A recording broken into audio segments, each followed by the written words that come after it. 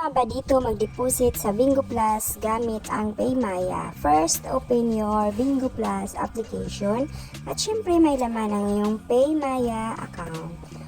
Then, pagka-open nyo sa inyong Bingo Plus at ito, may Maya kayong makikita, i-click nyo yan, then enter amount kung magkano.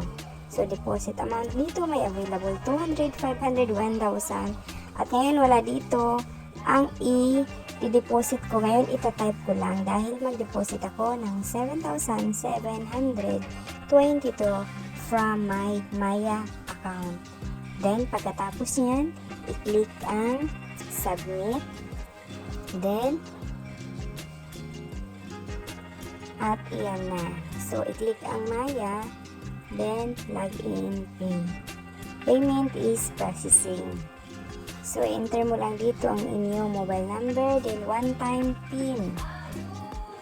Pagkatapos mo ma-verify ang inyong one-time PIN dito sa Maya account, i-click ang verify.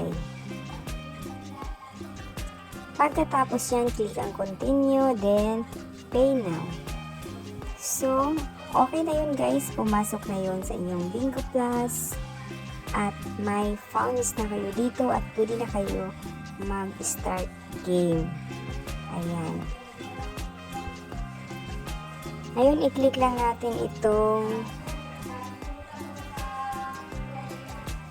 dito. Ayan. Dito sa pinaka main menu, i-click ang profile. Then, as you can see guys, andito na yung kinakash in ko from my PayMaya account. May laman ng aking Bingo Plus. So, ano na siya? Simply